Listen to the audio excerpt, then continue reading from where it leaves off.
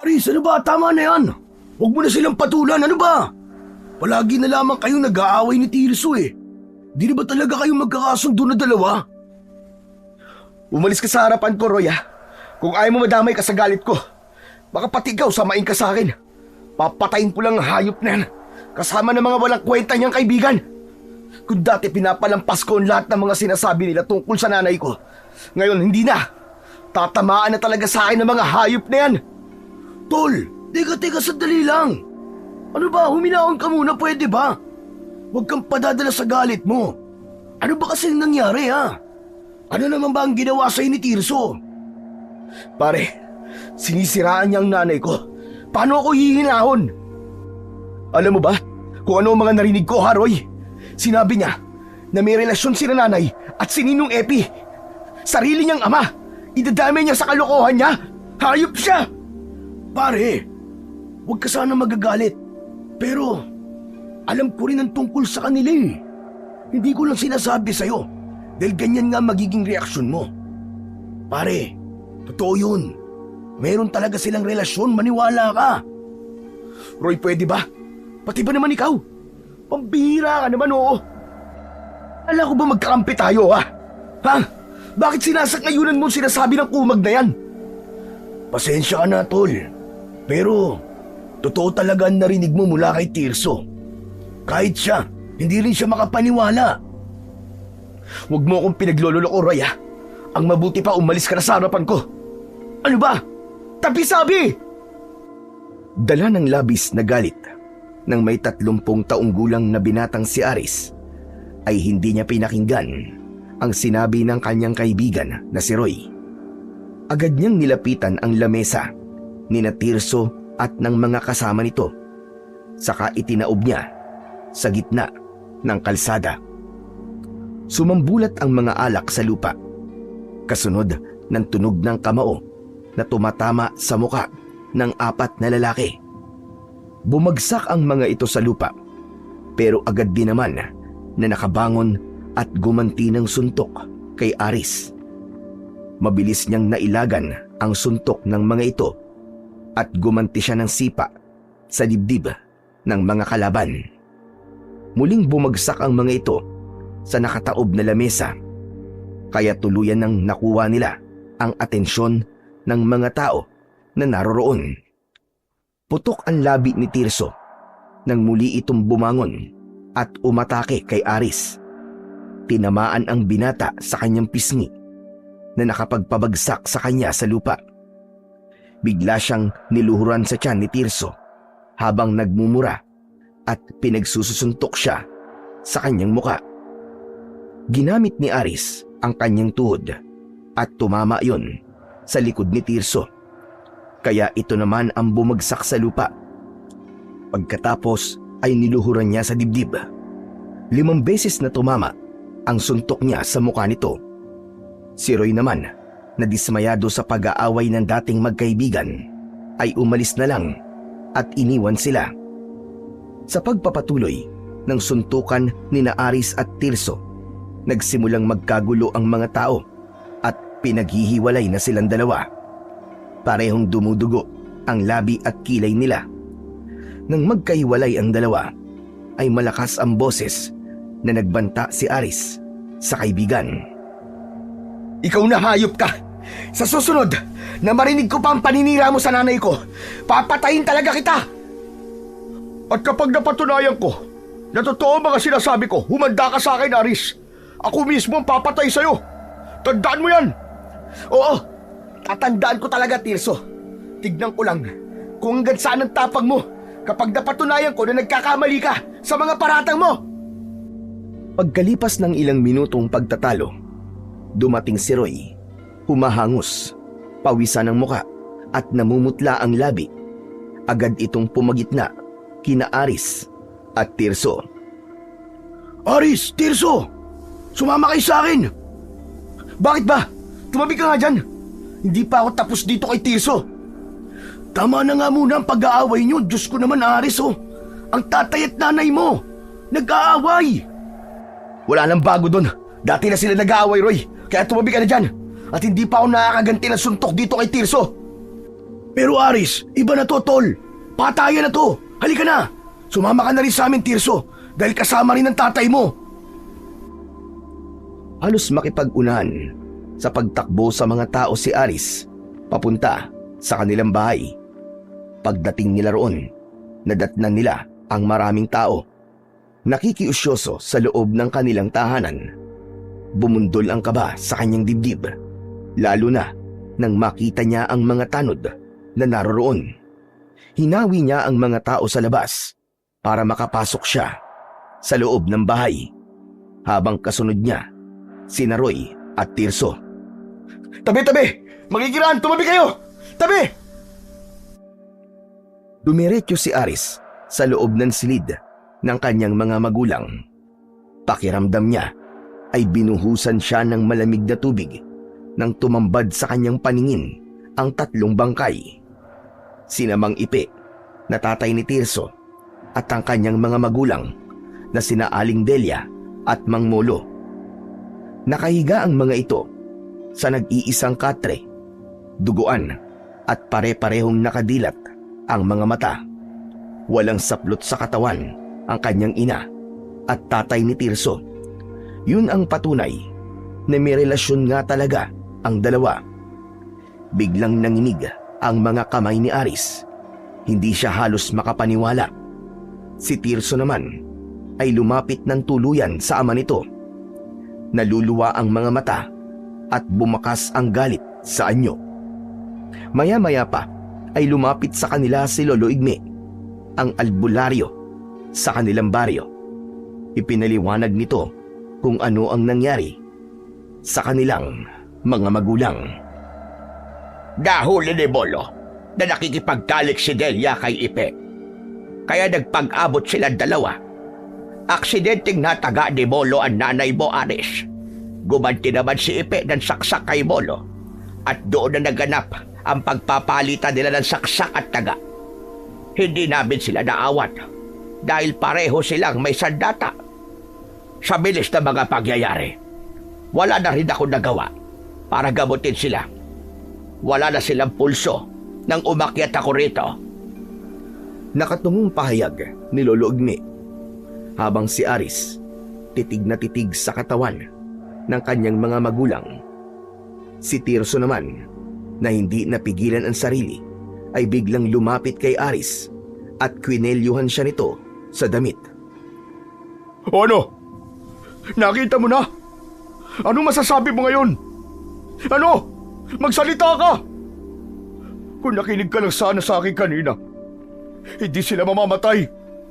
Kasalanan mo to. Kasalanan mo to! Wala akong kasalanan, Tirso. Ang tatay mo sumira sa pagsasama ng mga magulang ko. Kaya bakit parang ako pa ang sinisisi mo, ha? Kung tutuusin, ang tatay mo talagang may kasalanan dito. Kaya wag mong ibaling sa akin ang sisi. Aris, Tirso, pwede ba tama na yan? Tama na yan, ano ba kayong dalawa? Pareho kayong nawalan ng mahal sa buhay. Kaya wag na kayong magsisihan. Pambihira kayong dalawa, oo. Wala na rin naman magbabago eh. Wala na. Patay na sila. Oo, patay na sila, Roy. Pero dalawang nawala sa akin. Kaya kulang pa ang nawala kay Tirso. Ang dapat sa kanya, sumunod na rin sa walang kwenta niyang ama.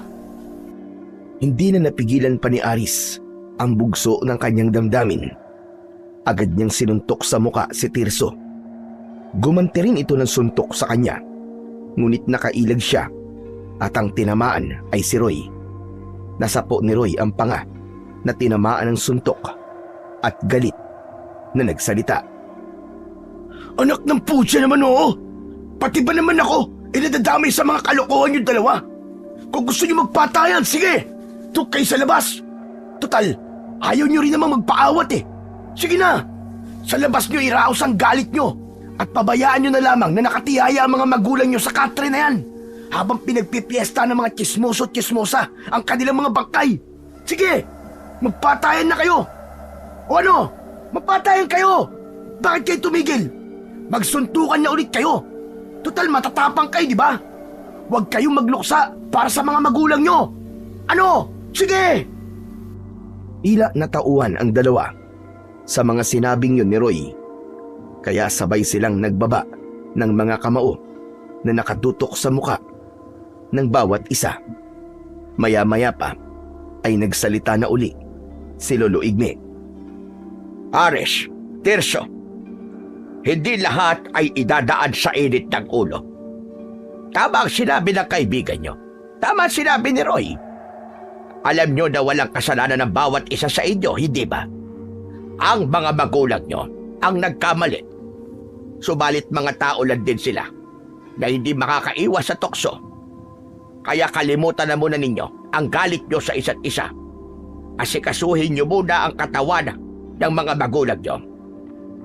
O siya, aalis na ako.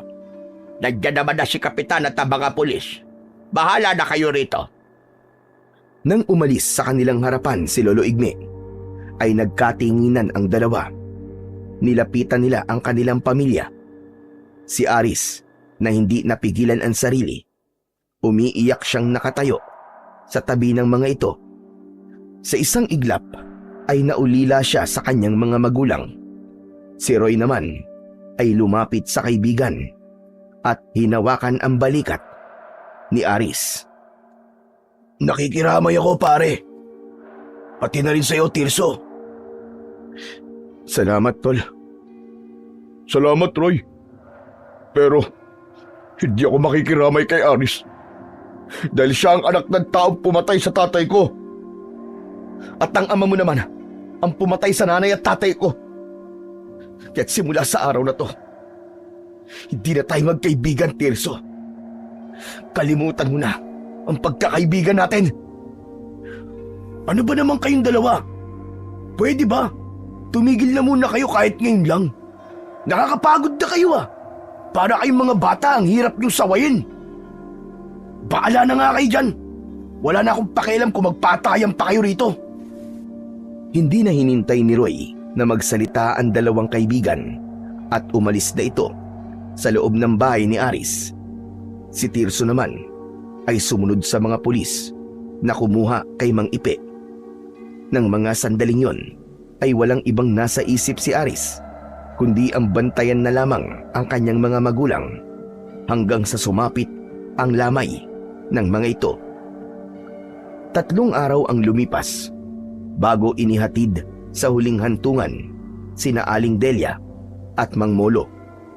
Ilang linggo rin siyang nagluksa sa pagkawala ng kanyang ama at ina hanggang sa napagdesisyonan niya na ipagpatuloy na ulit ang buhay sa pagtutulak niya ng kariton. Mangangalakal ng bakal at bote si Aris. Ibinibenta niya ang mga yon sa ina ni Tirso na si Aling Corina. Hindi niya alam kung sa kabila ng mga nangyari sa mga magulang niya ay tatanggapin pa nito ang mga kalakal niya. Ilang sandali pa ang lumipas habang nagtutulak ng kariton ay napadaan si Aris sa tapat ng poso ng tubig kung saan ay marami ang nakapilang mga timba. Habang ang taga-bomba naman sa poso ay ang kaibigan niya na si Roy. Lalapitan niya sana ang kaibigan nang dumating ang pangkat ni Tirso. Pinagsisisipa nito ang mga nakaharang na timba sa unahan ng pila.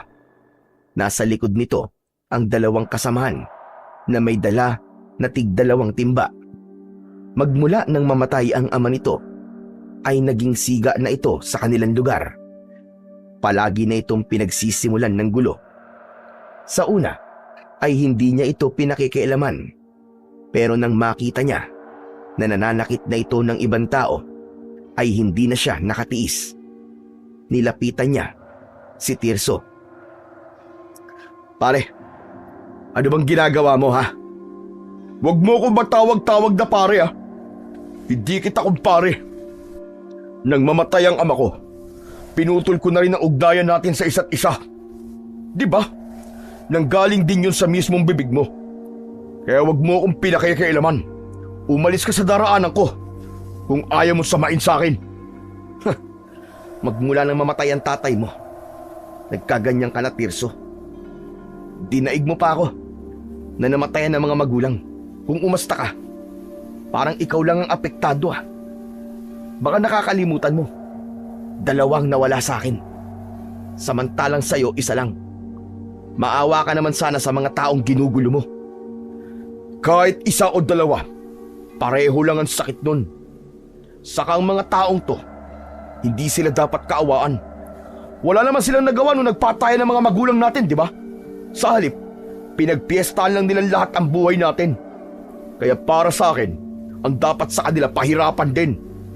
Huwag silang bibigyan ng katahimikan sa buhay. Wala silang kasalanan, Tirso. At wala kang karapatan na gawin sa kanila ang mga sinasabi mo.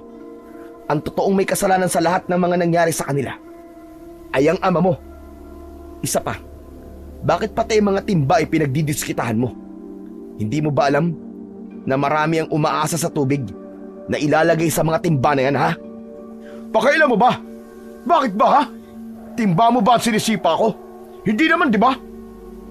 Yun na nga ang hirap sa'yo, Tirso eh. Timba lang ng mga taong walang kalaban-laban ang kaya mong sipain. Bakit hindi na lang akong sipain mo nang makita mo ang hinahanap mo? Dahil sa tensyon, sa palitan ng pagtatalo ni na Aris at Tirso, napilitan na naman si Roy na pumagitna sa dalawa. Oh, ano na naman ba to? Tumigil na nga kayo. Magsisimula na naman ba kayong dalawa ng away? Tigilan mo ako, Roy, ha? Nakita mong ginagawa ng hayop na to, di ba? Huwag ka magbulag-bulagan sa lahat ng ginagawa ng kumag na to. Ano sabi mo? Tinawag mo akong kumag? Bakit? Ano bang gusto mong itawag ko sa'yo, ha? Tirsong kumag? O ba't talagang gusto mo ng away, ha? Tirso, binabalaan kita.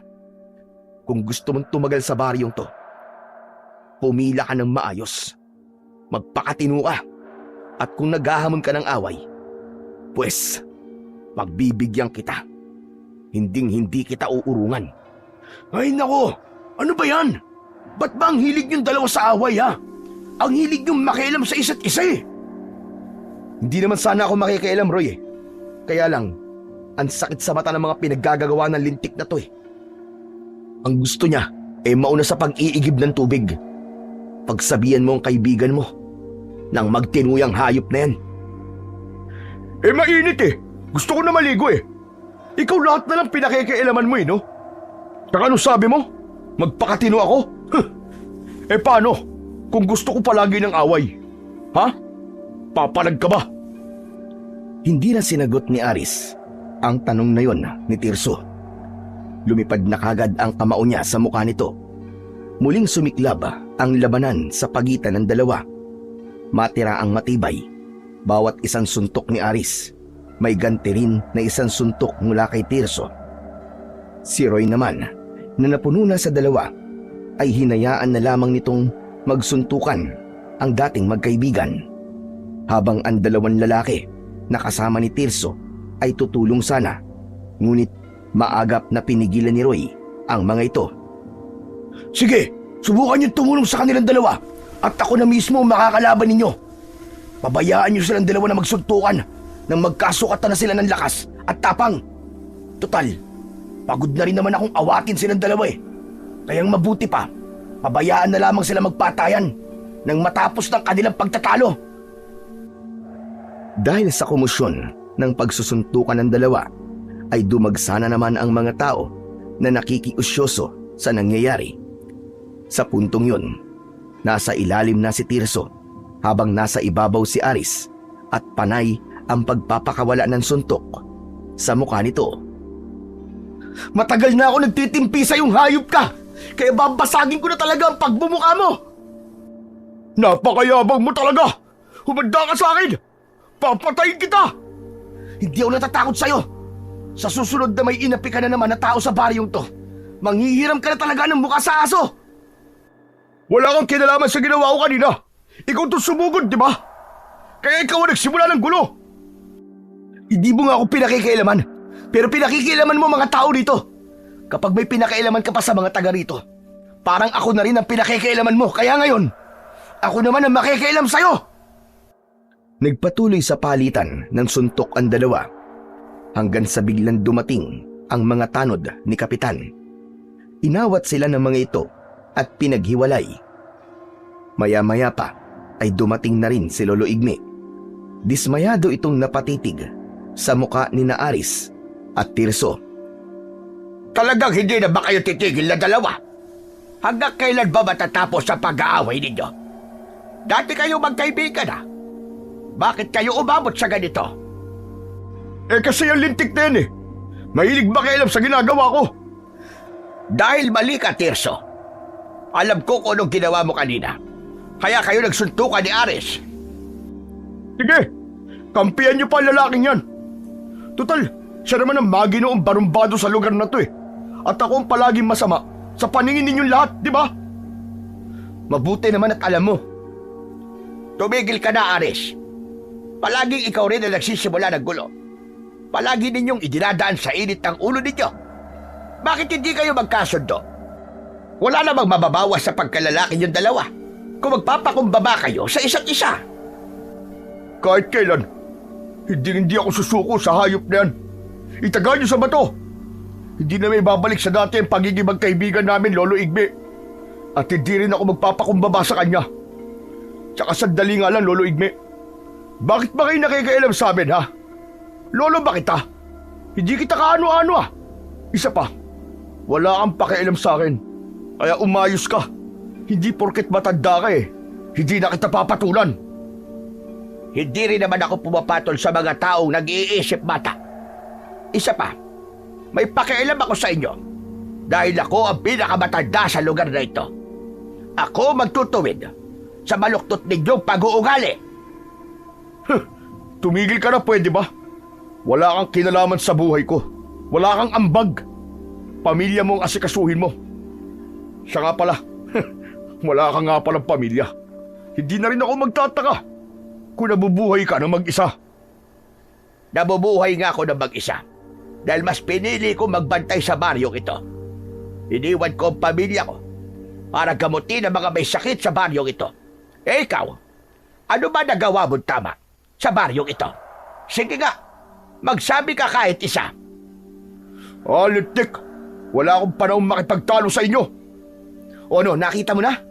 Pati matanda, hindi mo na ginagalang. Bastos kan talaga. Ewan ko sa inyo. Magsama-sama kayong lahat. Mga buwisit, mga peste kayo sa buhay ko. Pagkasabi ni Tirso nun, ay agad na itong tumalikod sa kanila. Kasama ang dalawa nitong kaibigan. Naiwan sina Roy, Aris at Lolo Igme na nagkatinginan sa isa't isa. Iiling-iling ang matanda na umalis sa lugar na yon, kasama ang mga taong nakikiusyoso. Si Aris naman, pinunasan ang dugong umaagos sa kanyang labi. Ano? Masaya ka bang nairaos ang galit mo, ha, Aris? Sabihin mo. Isa ka pa. Nakita mo na kaninang ginawa ni Tirso eh. Pero wala kang ginawa. Hindi ko alam kung kaibigan pa ba kita eh. Ni hindi mo man lang inawat si Tirso. Kawawa naman ang mga tao na nakapila kanina. Nasira pa tuloy ang kanilang timba. Alam mo, ikaw na yata ang kilala kong barumbado na mahilig tumulong sa kapwa. Nasaan ba ang kariton mo? Marami ka na bang nakuwang kalakal? Pag-iiba ni Roy ng usapan para hindi mabaling sa kanya ang galit ng kaibigan. Wala pa ako nakukuhang kalakal. Nawala na pati ako ng gana. Nakakainis talagang buhay to, oo. Buisit. Teka, oo nga pala. May iba ako ng usapan, Aris. Alam mo na ba yung balita? Si Tirso kasi, hindi pa rin niya alam eh. Ano ba yung balitang sinasabi mo? Pare, huwag ka mabibigla ah. Ang puntod kasi ng mga magulang mo. Natagpuan namin na butas at nawawala ang kanilang katawan sa loob ng kanilang ataol. Ano ka mo? Sinasabi ko na nga ba't mabibigla ka eh. Teka, ano nangyari? Sinong kumuha sa katawan ng mga magulang ko? Hindi kaya ang hayop na Tirsong yon? Kinuha niya ang katawan ng mga magulang ko para gumante? Anak naman ng tokwa, oo. Paano mo naman naisip na si Tirso ang kumuha sa mga magulang mo? Samantalang nawawala rin si Mang Ipe. Nakabukas din ang kanyang ataol. Panigurado na magwawala sa galit si Tirso kapag nalaman niya ang nangyari. Halika Roy, sama mo ako. Gusto kong makita ang puntod nila. Tara! Agad na nagpunta ang magkaibigan sa sementeryo. Pagdating nila roon, ay nadatnan nila si Tirso. Nakatayo sa harap ng puntod ng ama at nakita na rin ito ang nangyari kay Mang Ipe, maging sa mga magulang ni Aris. Naku po, naloko na. Alam na din ni Tirso nangyari kay Mang Ipe. Malalaki ang hakbang na lumapit si Tirso. Pagharap nito sa kanila, ay may luha na ang mga mata nito. Ngunit ang anyo ay may bakas ng galit. Papatayin ko kumuha ng bangkay ni tatay. Kung sino man na may gawa nito, magtago na siya sa saya ng nanay niya. Ang mga hayop, pati mga magulang ko, pinakialaman nila. Diyos ko, masama nga ito. Sino naman kaya ang kukuha sa katawan nila? Anong gagawin nila sa katawan ng mga taong patay na? Nahulog sa malalim na pag-iisip sina Tirso at Aris. Sa unang pagkakataon ay hindi nagtalo ang dalawa.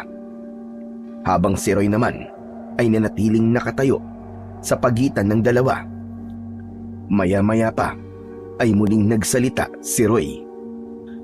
Nang matuklasan ko na wala ng katawan nila, si Lolo Igme ang nakita ko nandito kanina. Wala na nga sana akong balak na sabihin sa inyong dalawa ang tungkol dito eh. Kaya lang bilang pamilya nila, karapatan ninyong malaman na nangyari sa kanila. Ang pinagtataka ko lang ay kung ano ang ginagawa ni Lolo Igme sa tapat ng puntod nila. Pagkatapos, hindi pa niya binanggit kanina ang tungkol dito. Dahil baka iniisip niya na magkakagulo na naman kaming dalawa ni Tirso. Hindi yun ang iniisip ko. Maaaring may alam ang matandang yun sa pagkawala ng kanilang mga bangkay. Kailangan ko siyang makausap. Pupuntahan ko rin siya, Roy. Hindi pwedeng palampasin to. Kahit patay na ang mga magulang ko, wala pa rin karapatan ng sino man na lapastanganin ang kanilang mga katawan. Teka, sandali lang mga tol. Huwag kayong padalos-dalos ng desisyon, pambihira kayo. Wala pa namang kasiguraduhan na may kinalaman si Lolo Igme sa pagkawala ng mga magulang niyo eh. Kaya nga kakausapin namin siya para malaman namin. Bakit mo ba kami pinipigilan? Kasi sa mga ugali nyo, wala sa mukha nyo ang tatanggap ng paliwanag eh. Magpalipas muna kayo ng galit. Roy, kilala mo ko. Habang tumatagal, mas lalo ako nagagalit. Kaya bitiwan mo ng braso ko. Eh kasi naman eh. Ay nako, bahala na nga kayong dalawa. Wala nang ang nagawa si Roy nang sabay na umalis ang kanyang mga kaibigan. Kaya sumunod na lamang siya sa mga ito. Nakatira pa naman ang matanda sa gitna ng kakahuyan. Kaya naglakad pa sila ng ilang minuto bago nila narating ang bahay ng matanda. Pagdating nila roon ay tumambad sa kanilang paningin ang ilang mga sanga ng kahoy at pinatuyong ugat ng mga halamang gamot na nakasabit sa sampayan nito. Dahil galit ay diretso si Tirso na pumasok sa loob ng bahay ni Lolo Igme. Subalit bigla itong napabalik at bumagsak sa lupa na para bang may sumipa kay Tirso. Maya-maya pa ay lumabas si Lolo Igme. Hawak nito ang pamalo na gawa sa uway.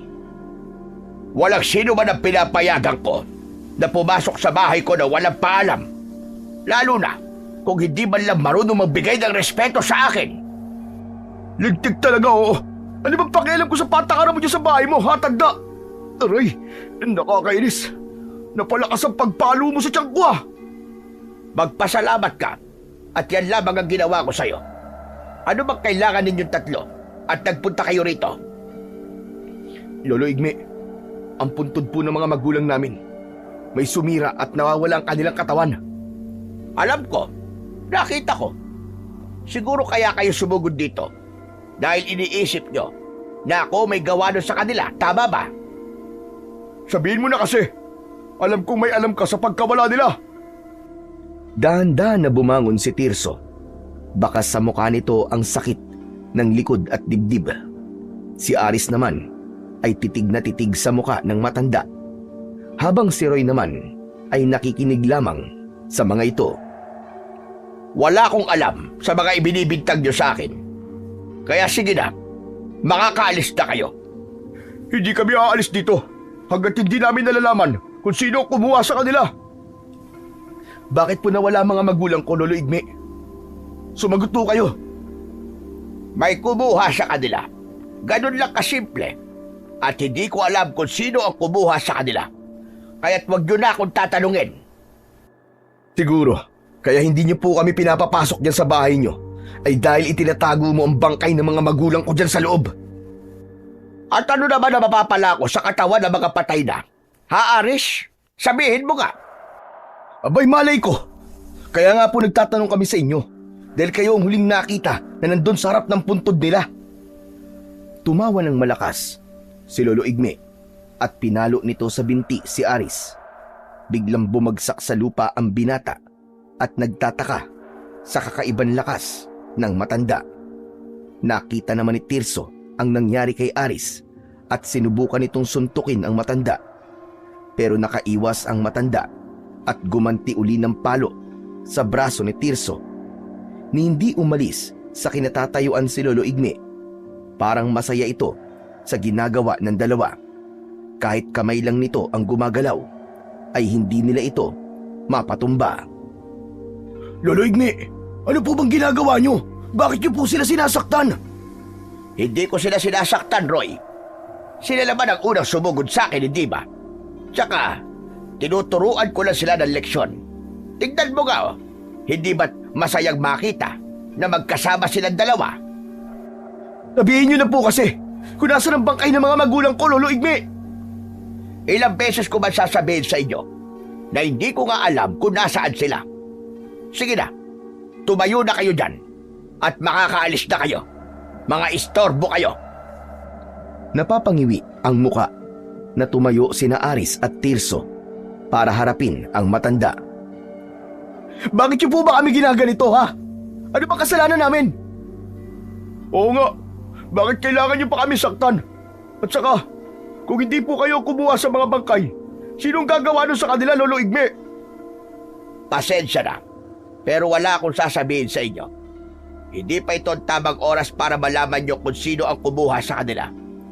Pero binibigyan ko kayo ng pagkakataon na mahanap sila. Sa isang kondisyon, kapag malakas na ang loob nyo na lumaban at may sapat na kayong sandata, bumalik kayo rito at saka ko ipapaliwalag sa inyo kung bakit. Teka, pambihira naman, oo. Bakit naman po hindi niyo pa sabihin? Bakit kailangan niyo pa kaming pahirapan? Masasagot ko lang ang tanong ninyo. Kapag malakas na ang loob nyo at kaya nyo nang lumaban sa akin, maliban na lamang kung kayo mismo makakatuklas kung sino ang kumuha ng mga pamilya ninyo. Hala, sige na. Masyado ko napagod kanina. Kailangan ko na magpahinga. Hindi na hinintay ni Lolo Igme na magsalita pa ang tatlo. Tinalikuran na sila nito at pumasok sa maliit nitong kubo. Isinara nitong mabuti ang pinto at naiwan naman ang tatlo na nahulog sa malalim na pag-iisip. Si Tirso ang unang bumasag sa katahimikan.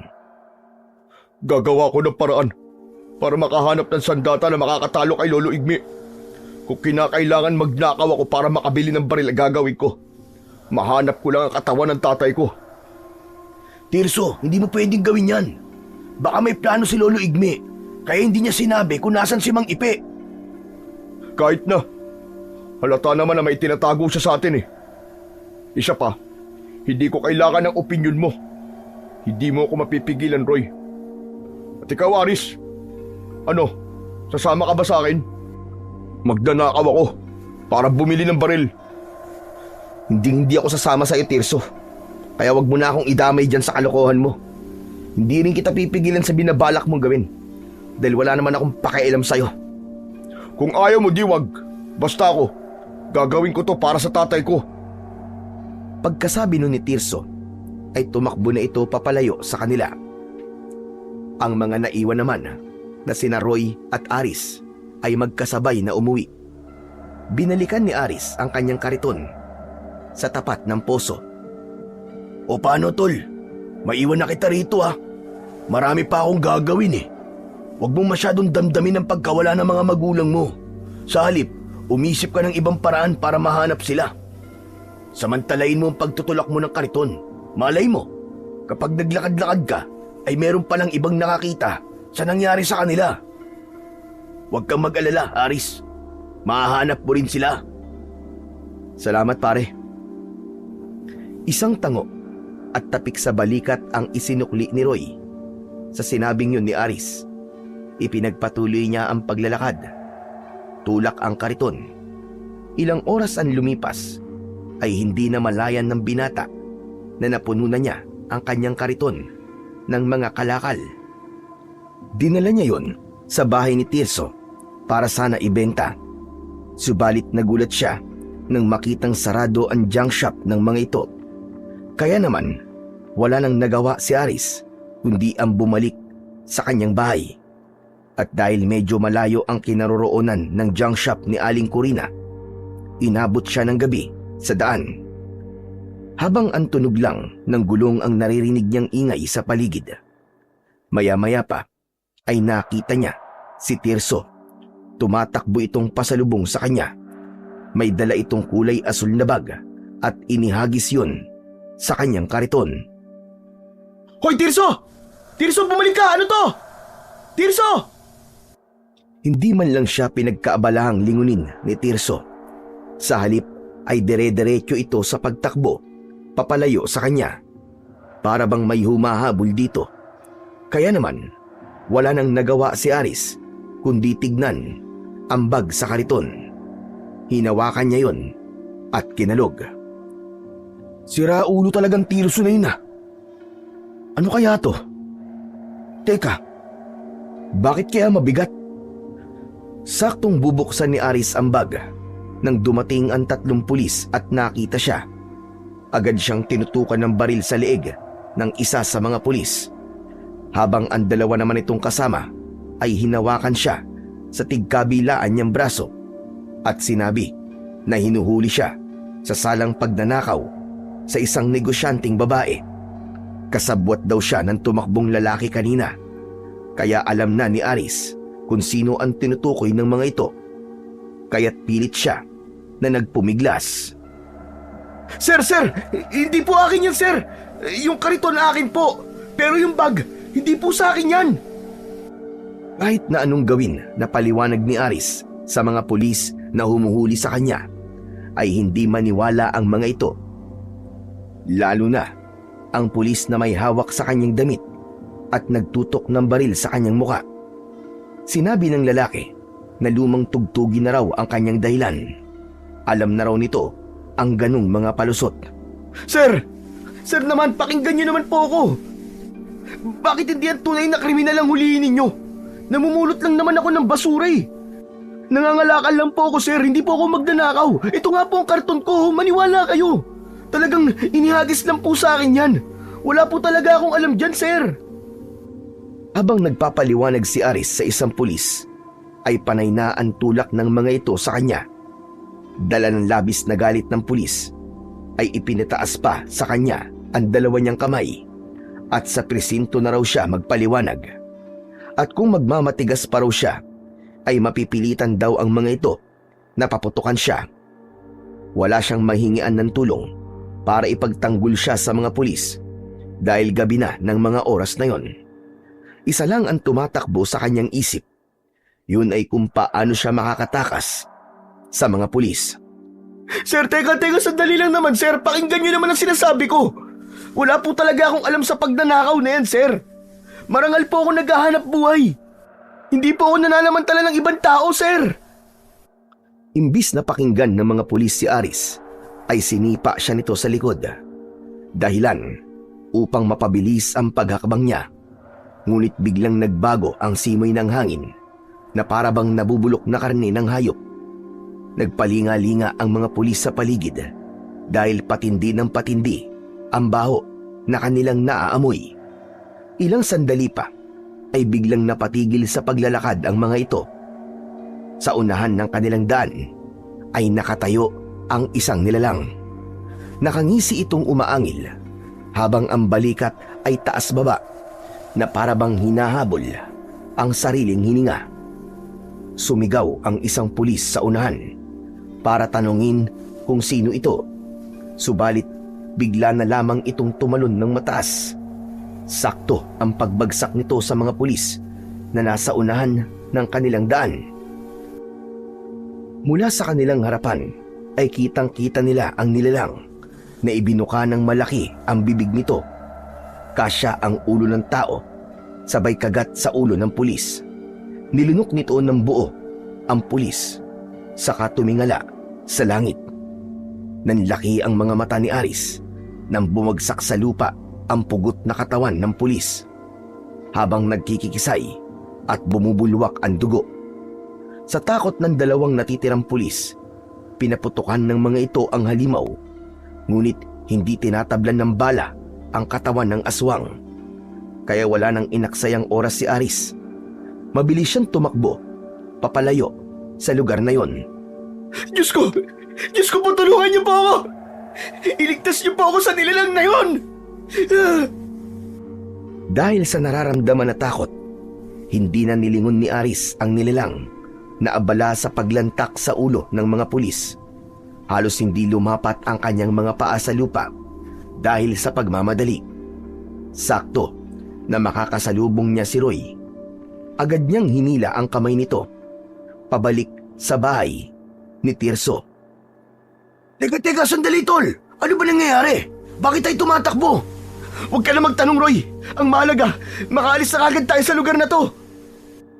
Ayaw pa sanang sumama ni Roy, pero mapilit si Aris.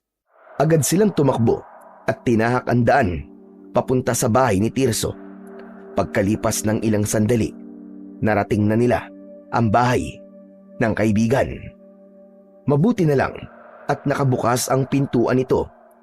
Walang paalam na pumasok ang dalawa sa loob ng bahay ni Tirso. Nadatnan nila si Tirso na nagmamadali sa pagpalit ng damit. Si Aris na hindi napigilan ng sarili ay bigla na lang sinuntok sa muka si Tirso. Teka, sandali lang, Aris. Ba't mo sinuntok? Oo nga naman, Aris. Bigla mo nilang sinuntok si Tirso. Bakit ba? Ang hayop na yan, Roy. Ipinahamak niya ako sa mga pulis. Nagnakaw siya ng bag, tapos sa kariting ko tinapon. Mabuti na lang nakatakas ako. Tirso, totoo bang sinasabi ni Aris? Nagnakaw ka na naman. Oo na. Nagnakaw na naman ako. Eh ano naman ngayon kung nagnakaw ako? Pakinyo ba? Hindi naman sana magkakaproblema kung hindi pinairal ni Aris ang kahinaan ng kanyang isip. Ang lintik na to. Sinisi mo pa ako? Sino walang isip sa atin dalawa, ha? Sino? Anak naman ng kamote, oo. Kung ganun, ginawa mo pa rin ang sinabi mo kanina, ha, Tirso? Oo nga, ang kulit mo naman Isa pa, hindi ko naman sinasadya yun Nataranta lang ako kanina kaya naihagis ko ang bagsak nito ni Aris. Isa pa, dati ko naman itong ginagawa, di ba? Kanina lang naman ako muntik mahuli ng mga pulis Pero kung nakisama lang sana to si Aris, hindi sana mangyayari yun. Tsaka hindi naman natuloy ang paghuli sa'yo ng mga pulis dahil nandito ka pa. Kaya ano ba problema mo? Ba't ang hayop na to? Anong problema ko? Ikaw! Ikaw ang problema ko! Aris, tama na yan. Kahit nagkamali si Tirso, kaibigan pa rin natin siya. Wala akong kaibigan na masamang tao. Mandadamay ng kaibigan sa masama niyang gawain. Diyos! Lokohin mo lela mong panot, Aris. Huwag ka na magmalinis dyan. Bakit hindi ka nalang sumama sa akin sa pagnanakaw? Hoy, gusto ko lang ipaalam sa'yo na hindi ako sasama sa pagnanakaw. Hindi ako kagaya mo. Na dahil sa ginawa mo, parang idinamay mo na rin ako sa kalokohan mo. Ito ang tatandaan mo. Hindi ko na naisin na magnakaw. Hindi pa. Magnanakaw pa lang. Hoy, Tirso. Kilala mo ako, maliit pa lang tayo. Parehas na akong lumaban. Nagtiyaga akong magtulak ng kariton para mabuhay. Ngayon, isang iglap. Idadamay mo kung hayop ka. Eh di ba nga, humingi na ako ng pasensya sa'yo kanina. Ano ba bang ipinuputok ng butsi mo, ha? Hayop ka. Nang dahil sa'yo, markado na ako ng mga pulis. Paano pa ako magtatrabaho nito? Saan ako kukuha ng makakain ko sa araw-araw? Pagkain? Madali lang yan, Aris. Hindi problema yan. Hoy, kung galing lang din sa nakaw, hindi bali nang magutom ako. Bata pa lang ako. Sinikap ko ng maging marangal. Marangal ba yung nagtutulak ka ng kariton? Kahit na anong trabaho, basta't pinagpawisan mo sa legal na paraan at wala kang tinatapakan na kahit na sino na tao, marangal yun. Aris, gumising ka na. Alam mo, kahit anong hanap buhay ang pasukin mo, kapag nalaman nila na taga rito tayo sa baryong to, na tambakan ng basura, ang tingin nila sa atin ay patapon ng buhay. Mahirap pa sa daga. Kagaya ng mga nabubulok na basura sa paligid natin. Sayang ang pagiging barumbado mo. Ginagamit mo lang sa pagtutulak ng kariton. Tirso, tama na yan. Nagsisimula na naman kayong dalawa eh. Roy, tumabi ka. Ipapamukha ko lang sa tao na yan ang totoong asal hayop. Barumbadong walang kwenta! Oo, tama ka, Tirso. Barumbado nga ako. Pero may kwenta ako, hindi kagaya mo. At para sa kaalaman mo, ang mga taong mahilig gumawa ng kasalanan para lamang ng ibang tao, may katapat na karma yan. Tandaan mo yan, Tirso. Kagaya ka lang din ng tatay mo. Masamang tao. Tuluyan nang nagpantig ang tenga ni Tirso. Sinuntok nito si Aris, ngunit gumanti rin siya ng suntok dito. Akma na sanang magsusuntukan ang dalawa nang biglang kumalabog ang bubong ng bahay ni Tirso. Saka lang din naalala ni Aris ang tungkol sa nilalang na umatake sa mga pulis kanina. Aswang yan, Roy. Nakita ko siya sa daan habang inaatake niya ang mga pulis na humuli sa akin kanina. Siyang dahilan kung bakit nakatakas ako. Aris, seryoso ka ba? Hindi ka ba nagbibiro? Oo pare, seryoso ko. Nakita ko talaga kanina. Nilunok niya ng buo ang ulo ng pulis. Pagkatapos, isinunod niya yung 2 pulis na may hawak sa akin. Pinaputukan pa nga nila ng baril eh. Kaso, hindi tinatabla ng bala. Anong klaseng pananakot ba yan, ha, Aris? Tumigil ka na nga. Bahala kayo kung ayaw niyong maniwala. Totoong sinasabi ko. May aswang at kitang-kita ko ang itsura niya. Parang pugita ang ulo niya.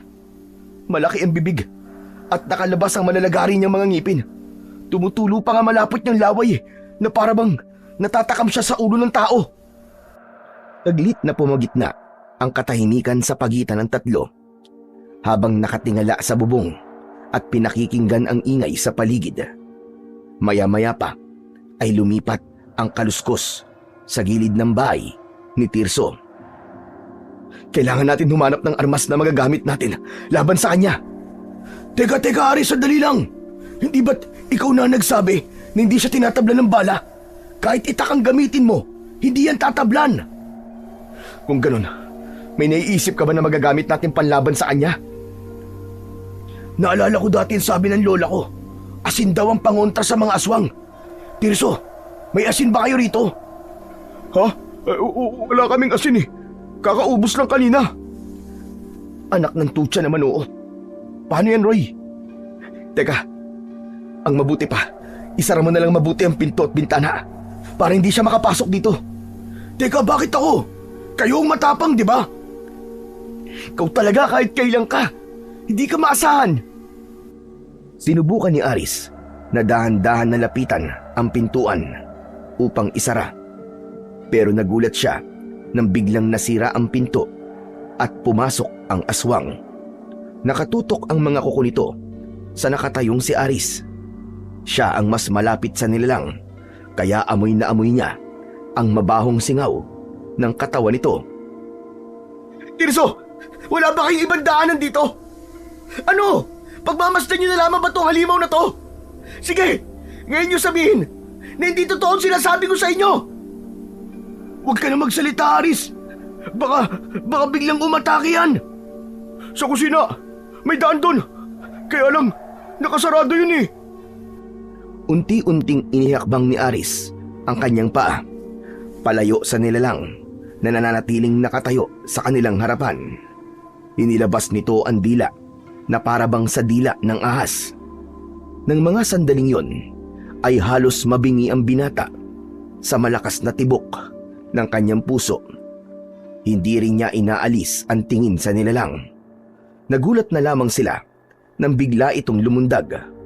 Bumagsak ito sa harapan ni Aris.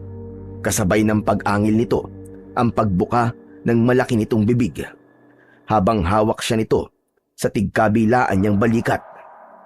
Naramdaman ni Aris ang pagbaon ng kuko nito sa kanyang laman. Roy! Roy, tulungan niyo ako! Tulungan niyo ako dito! Mabuti na lang si Roy ay nakakuha ng kahoy na pantukod sa bintana at pinukpok nito ng paulit-ulit ang ulo ng aswang. Si Tirso naman ay sinipa ang nilalang, kaya't nakabitaw ito sa pagkakakapit sa balikat ni Aris. Bumagsak ang nilalang sa saig, ngunit mabilis din na nakabangon. Wala na silang inaksayang oras. Sinira nila ang pinto sa kusina at mabilis na tumakbo sa labas. Hindi na nila nilingon ang nilalang sa loob ng bahay ni Tirso. Namalayan na lamang ng tatlo na tinatahak na nila ang daan papunta sa bahay ni Lolo Igme. Halos hindi na lumapat ang kanilang mga paa sa lupa. Walang gustong magpahuli. Maririnig din ang kanilang mga sigaw ng paghingi ng saklolo kay Lolo Igme. Nakahinga lamang sila ng maluwag nang makita ang bahay ng matanda. Ngunit napansin nila na nakatayo na si Lolo Igme sa may pintuan at nakataas ang kamay nito na may hawak na pana. Sa una ay inakala ng tatlo na sila ang patatamaan nito. Lolo Igme, kami to! Tulungan niyo po kami! May humahabol po sa amin! Tulungan niyo kami, Lolo Igme!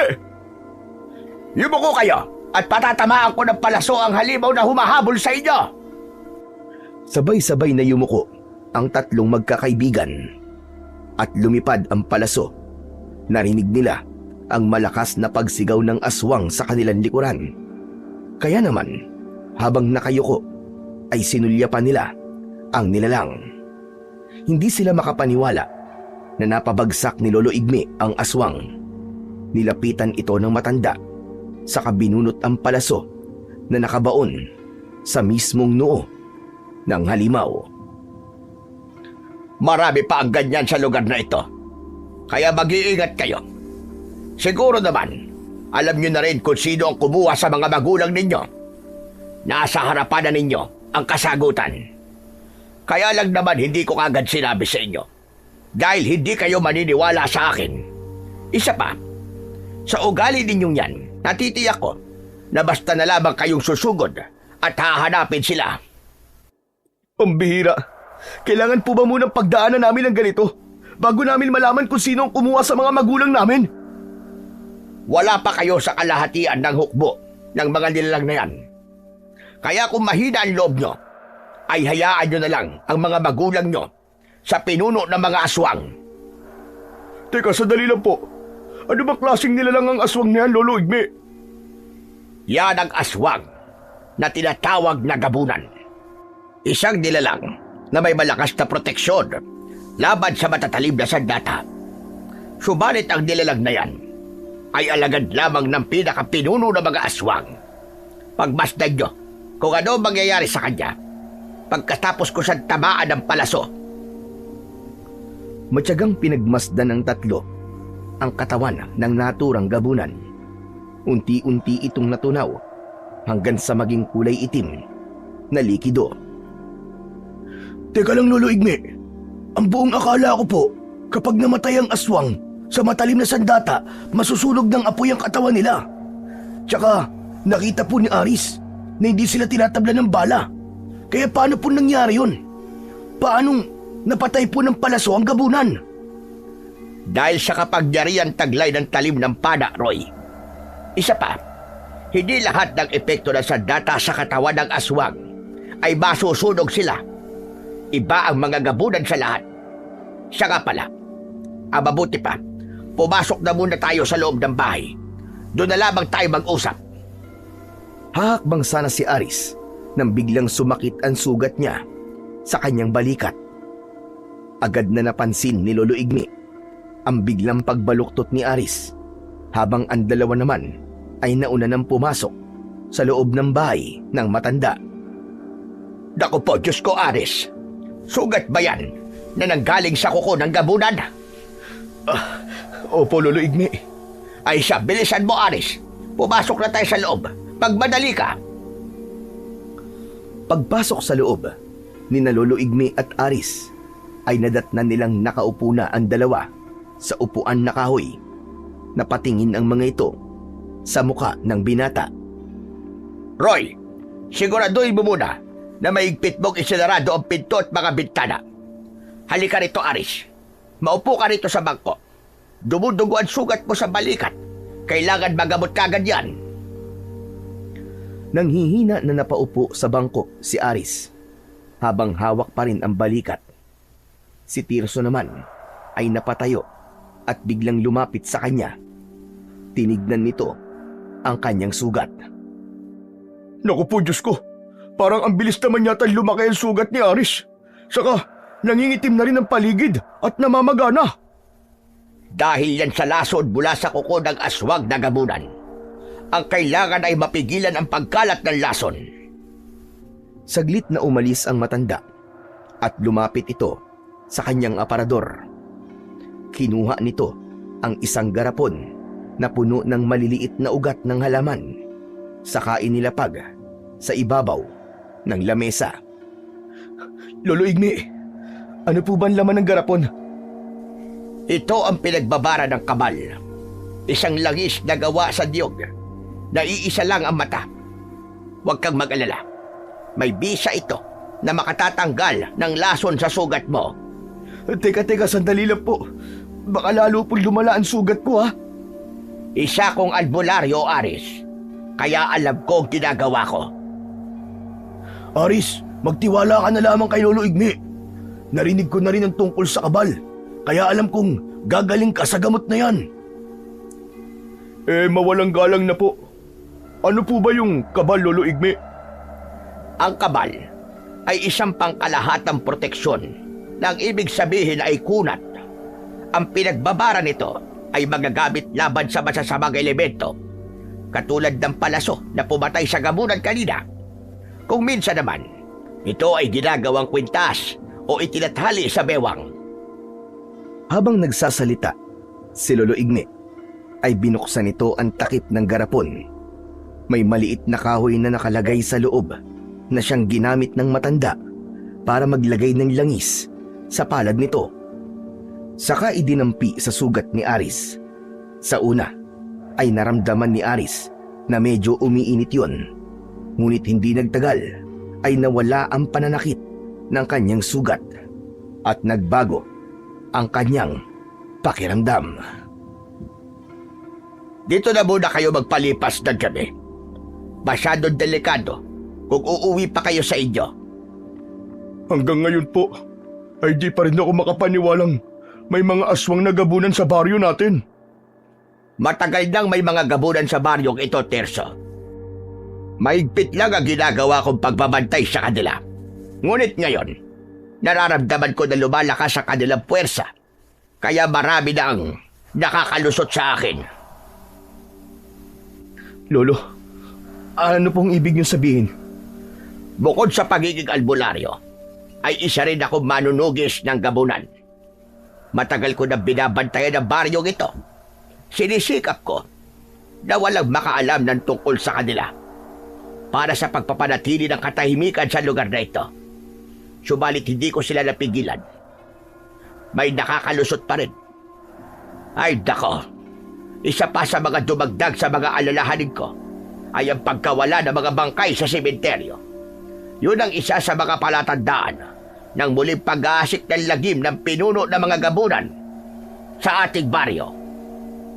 Kung ganun po, mababawi pa po ba namin ang katawan ng mga magulang namin? Walang kasiguraduhan na mababawi niyo pa ang mga magulang niyo.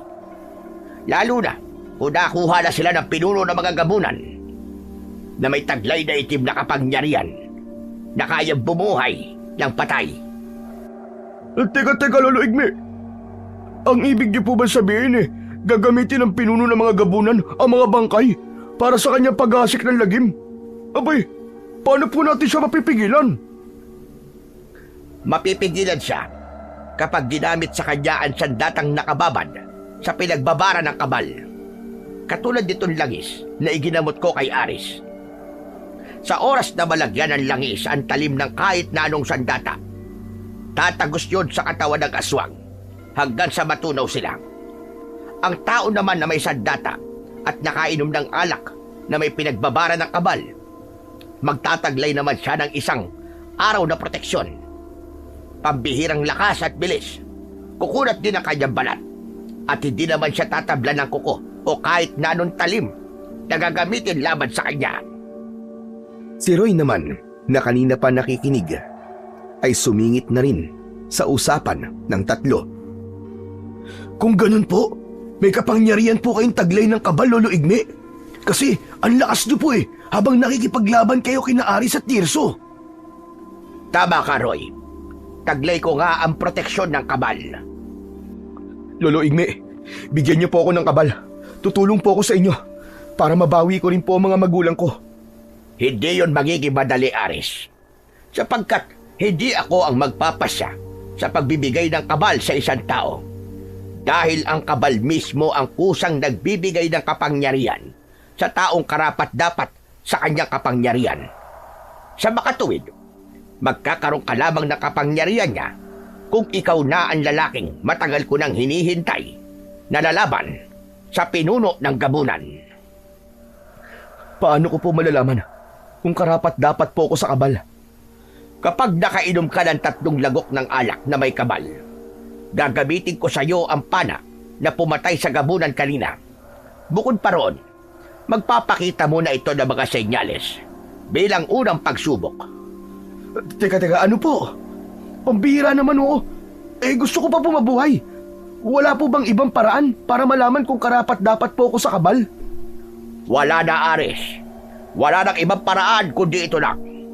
At sa oras na pumayag ka na panain ko, susukatin naman ito kung gaano katatag ang iyong loob.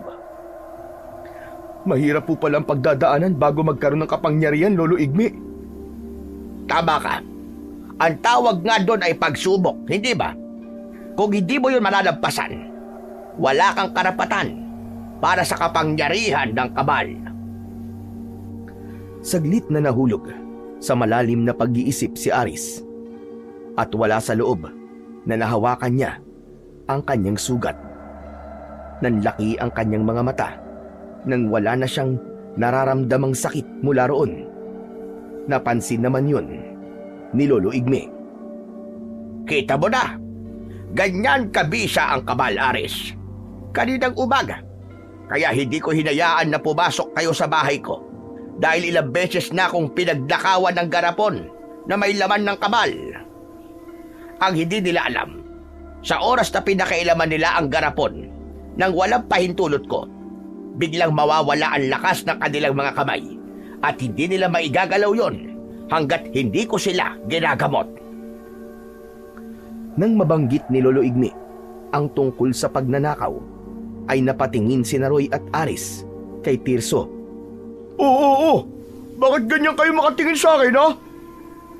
Para maisip mo na ang pagnanakaw ay mali talaga, Tirso. Paano kung ang napagnakawan mo ng pera kanina ay may kakayahan na katulad ng kay Lolo Igme? Hiyari ka talaga pag nagkataon. Mawawalan ka talaga ng kamay. Totoo yan, Roy. Maswerte ka, Tirso, at walang alam sa mga ganitong bagay ang mga nabibiktima mo. Nako, pag nagkataon talaga, Tirso, at binalas-malas ka pa, patay ka talaga, bata ka. Teka. Tinatakot niyo naman na yata ako dyan, Hindi kita tinatakot, Tirso. Nagsasabi lang ako sa'yo ng totoo. Ang pagnanakaw ay gawain lamang ng mga taong walang kontento sa sarili. Yung mga taong mapanlamang. Yung taong hindi masaya sa kung ano lang ang meron siya. Hindi naman po yun tungkol sa luho. Kaya ako nagawa yun, Dahil balak ko pong bumili ng baril para hanapin si tatay. Hindi ko naman po akalain na ganito pala ang mangyayari. Matagal ka nang nagnanakaw, Tirso. Kaya wag mo nang gamitin ang dahilan ng tatay mo para makagawa ka ng kasalanan. Isa pa, kaibigan mo si Aris. Sana naman Natauan ka sa mga nangyari. Teka, sandali nga, bakit naman napunta sa akin ang usapan? Pambihira naman talaga, oo. Ako na lang palagi. Maya-maya pa, ay biglang nagsalita ang binatang si Aris at nagpasya na handa na siyang subukan ang kabal na sinasabi ni Lolo Igme. Lolo Igme, sige ho, payag na ako. Gagawin ko na po ang sinasabi niyo. Handa po akong uminom ng alak. Gusto ko pong subukan ang bisa ng kabal. Sigurado ka na ba dyan, ha, Aris? Opo, kailangan ko po itong gawin para sa mga taong kailangan nating iligtas. At lalong-lalo na para sa mga magulang ko. Sus! Sigurado ko na wala ka naman magagawa. Puro ka lang yabang eh. Sinasayang mo lang ang oras ni Lolo Igme. Dahil sa sinabing yun ni Tirso, hindi na nakatiis si Roy. Lumapit ito kay Tirso. Ang mahalaga, Tirso, sinusubukan ni Aris kung paano siya makakatulong sa maayos sa paraan. Hindi kagaya mo na magnanakaw para lamang makahanap ng solusyon sa problema. Para saan ba ang ginagawa mo, ha? Hindi ba't idinamay mo pa nga si Aris sa kalokohan mo? Lintik ka? Teka, sandali nga. Bakit niyo ba ako pinagtutulungan? Kanina pa yung nangyari ah. Tapos na yun. Pinagsasabihan ka lang ni Roy, Tirso. Totoo ang sinasabi niya, kaya manahimik ka na lang. Hindi ko kailangan yun. Sige na, pagkampihan na kayo dyan. Ang hirap sa inyo eh. Palaging ako na lamang ang masama sa paningin nyo. Ang mabuti pa, magkanya-kanya na lang tayo. Teka, saan ka pupunta, Tirso? Huwag kang lumabas. Delikado pa ang umuwi. Wala na akong pakialam kung lapain pa ako ng mga gabunan. Ang mahalaga, hindi ko na makita ang mga pagmumukha ninyo. Nakakabwisit kayo. Hindi na napigilan ni Lolo Igme si Tirso nang umalis ito sa bahay. Naiwan ang tatlo na nag-aalala sa kaligtasan ng kaibigan. Paano na? Umalis na po si Tirso. Baka mapahamak po siya, Lolo Igme. Pabayaan mo siya, Aris. Masyadong matigas ang ulo niya. Kung siya nga na mismong may katawan, hindi nag-aalala para sa kanyang sariling kaligtasan, tayo pa kaya? Wala na tayong kasalanan kung merong mangyaring masama sa kanya. Hala, sige na, Aris. Maghintay ka rito at kukuha lang ako ng alak sa aparador ko. Saglit lang. Saglit na umalis nga ang matanda at pagbalik ay hawak na nito ang isa pang garapon na may laman na kulay pulang likido. Inilapag muna ng matanda ang garapon sa ibabaw ng lamesa, saka naglagay ng alak sa baso at iniabot kay Aris. Sige na, inumin mo na itong alak. Nag-aalangan na tinanggap ni Aris ang baso, saka diretsyong ininom yun. 3 lagok ang ginawa niya, saka muling ibinigay kay Lolo Igme ang baso. Pakiramdaman mo at sarili mo. Sa oras na bigla ka mahilo, sabihin mo agad sa akin. Ngunit kung ang mararamdaman mo naman ay pag-iinit ng katawan at pananakit ng balat, ang ibig sabihin nun ay karapat-dapat ka sa kabal. Habang pinakikiramdaman ni Aris ang alak sa loob ng kanyang tiyan, si Roy naman ay matyagang naghihintay sa reaksyon ng katawan ng kanyang kaibigan. Ganon din si Lolo Igme na bakas ang pag-aalala sa muka. Ilang sandali pa ang lumipas ay naramdaman ni Aris ang pag-iinit ng kanyang buong katawan, maging ang kanyang tenga, kasunod ng pananakit ng kanyang balat. Namula ng gusto ang mukha ni Aris na animo ay mansanas. Nang makita yun ng matanda ay gumuhit ang ngiti sa labi nito. Magaling, Aris. Ngayon, na nalampasan mo na ang unang pagsubok, subukan naman natin ang pana para malaman kung taglay mo na ang proteksyon ng kabal na sinasabi ko. Hala, sige, tumayo ka. At hayaan mong tumama ang palaso sa katawan mo. Huwag kang iilag. Bahagi pa rin ito ng pagsasanay. Kinuha na nga ni Lolo Igme ang pana nito. Taka itinutok yon sa nakatayong si Aris. Binitiwan nito ang pisi at tumama ang palaso sa mismong dibdib niya. Nakita niya na hindi nga tumalab ang talim ng pana sa kanyang balat. Nahulog lamang yon na parabang tumama yon sa isang goma. Si Roy, na hindi makapaniwala sa nangyari, ay napatayo at lumapit sa kaibigan na nakanganga. Tinignan nito ang balat ni Aris. Hala! Totoo nga! Ang astig naman! Ang lupit, tol! Teka! Paano nangyari yun? Hindi tumalab sa'yo, tumalbog lang! Dahil bumalot na sa kanyang katawan ang enerhiyang nagbumula sa kabal na nagbigay ng proteksyon sa kanya. Lolo Igme, nagawa ko. Nalampasan ko po mga pagsubok. Ang galing! Oo, Aris. Nagtagumpay ka. At sa wakas, natagpuan ko na ang papalit sa akin pagdating ng araw. Pabihira buhay to, oo. Hindi ko inaasahan na tatanggapin ka ng kabal. Nagkaroon ka na ng kapangyarihan at dahil doon, sa'yo na itong garapon ng alak.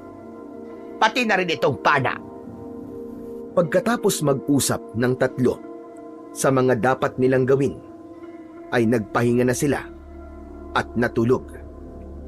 Kinabukasan ay agad silang nagpaalam kay Lolo Igme upang bumalik sa kanilang bahay. Habang naglalakad ang may kaibigan, ay pinagmasdan ni Aris ang hawak niyang pana at 2 garapon. Saka itinuon ang atensyon sa kanilang dinadaanan. Ngunit biglang tumigil sa paglalakad ang kaibigan niyang si Roy. Tol, tignan mo! Maraming tao sa unahan ng daan natin! Ayun oh! Halika, tignan natin, Roy. Bilis! Malalaki ang hakbang na nilapitan ng magkaibigan ang pinagkakaguluhan ng mga tao at nagulat sila nang makitang merong lalaki na nakahandusay sa gilid ng daan. Pugot ang ulo nito na hindi na halos makilala dahil nagkalasog-lasog na ang katawan nito, habang ang dugo ay nagkalat naman sa lupa, pati na ang mga lamang loob. May bakas pa ng panlalaban ng biktima sa nilalang na umatake rito. Inilinga ng magkaibigan ang paningin sa paligid at sa dulo ng daan ay meron din pinagkakaabalahan ang mga tanod. Meron pang isa na namatay sa kabilang gilid ng daan. Bigla ang pagbundol ng kaba sa dibdib ni Aris. Yun ang sinabi ni Lolo Igme na palatandaan ng muling paggasik ng lagim ng mga aswang na gabunan. Nagkatinginan ang magkaibigan na sina Roy at Aris. Biglang bumakas sa kanilang anyo ang pag-aalala para sa kaibigan nilang si Tirso, lalo pa at mag-isa lang itong umalis kagabi. Anak ng, sana walang nangyaring masama kay Tirso kagabi. Sana mali tayo ng hinala, Roy. Anak ng teteng, oh. Kailangan kong puntahan si Tirso para malaman natin kung talagang ligtas siyang nakauwi kagabi. Bigla tuloy akong di mapalagay. Sana nga, nagkakamali lang tayo ng iniisip. Mabuti pa nga, puntahan mo siya sa bahay nila. Tiyakin mo na nandun siya. Sige na, tara na tol, umalis na tayo rito. Nagmamadali na umalis ang dalawa sa lugar na yon. Pagkalipas ng ilang minutong paglalakad, ay narating nila ang bahay ni Aris. Roy, kailangan kong tulong mo. Mukhang tama si Lolo Igme. Batay sa katawan ng biktima kanina, magsisimula na ang mga gabunan. Hikayatin mo ang mga tao na maging handa sa pagsalakay ng mga aswang mamayang gabi. Pero tol, paano kung di sila maniwala sa akin? Anong gagawin ko? Di bali tol, ang mahalaga, pinaalalahanan natin sila. Kailangan natin magsakripisyo, alang-alang sa kaligtasan nilang lahat. Agad na sumunod si Roy sa sinabi ng kaibigan niyang si Aris. Naiwan naman siya na nagbabad ng palaso sa langis na may kabal. Pagkalipas ng ilang oras ay sumapit na ang gabi.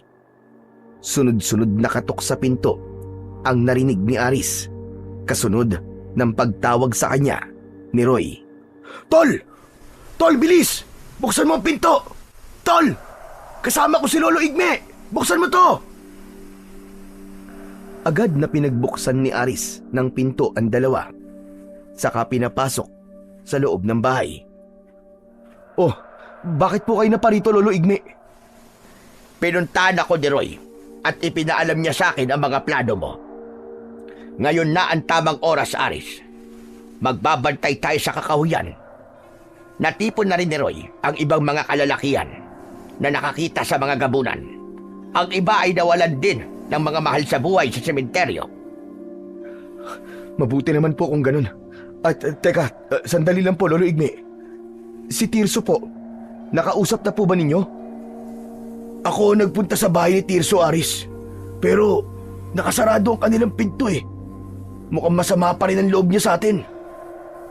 Pabayaan nyo na lamang siya. Sige. Tara na po. Kailangan na po nating umalis. Kung ganon, ay tayo na. Umalis na tayo. Uminom muna ng alak si Aris bago lumabas ng bahay. Tinahak nila ang daan papunta sa loob ng kakahuyan. Kagaya ng mga napag-usapan, nanatili sa loob ng bahay ang lahat ng tao, habang ang mga kalalakihan ay gising at nakabantay sa posibleng pag-atake ng mga aswang na gabunan. Samantala, sa pagpapatuloy naman ng pagbabantay ng tatlo sa kakahuyan, ay bigla silang nakaamoy ng hindi magandang singaw ng hangin na parabang nabubulok na karne. Ito na ang sinasabi ko. Maging alerto kayo sa paligid. Nararamdaman ko na malapit lang sila rito. Roy, kahit na anong mangyari, ay wag na wag kang lalayo sa amin ni Aris. Nagkakaintindihan ba tayo? Kahit papano, ay magagamit mo ang itak laban sa gabunan dahil may langis siya ng kabal. Mag-iingat kayo. Opo, Lolo Igme. Habang pinakikiramdaman nila ang kanilang paligid, ay bigla na lamang dumating si Tirso. May dala din itong itak at handa na rin na tumulong sa kanila. Hindi ko akalain na hahabol ka sa amin dito, Tirso. Akala ko ba masama ang loob mo sa amin? Bakit nandito ka? Kalimutan niyo na yun. Isa pa, matitiis ko ba kayo? Mga kaibigan ko kayo. Lalaban ako sa mga aswang kahit wala akong kabal. Matapang kaya ako. Sus, hanggang dito ba naman? Dinala mo pa rin yung kayabangan mo na yan? Pambihira ka talaga, oo. Hindi ka na nagbago. Tama na yan. Baka kung saan lang mapunta ang usapan na yan eh. Ang mabuti pa, pakiramdaman nyo na lamang ang paligid. Huwag kayo masyadong maingay. Kayong dalawa, Roy at Tirso, huwag na huwag kayong pakakalbot sa mga gabunan na. Alalahanin ninyo na wala kayong proteksyon sa katawan. Wala kayong kabal. O siya, sige. Tara na. Doon tayo sa bandaron na malapit sa kakahuyan. Mas lalong nilakihan ni Aris ang paghakbang habang unti-unti rin ang paglapit ng mga naririnig nila na kaluskos sa kanilang paligid. Sinubukan ni Aris na hilahin ang tali ng pana. Itinutok yun sa kakahuyan.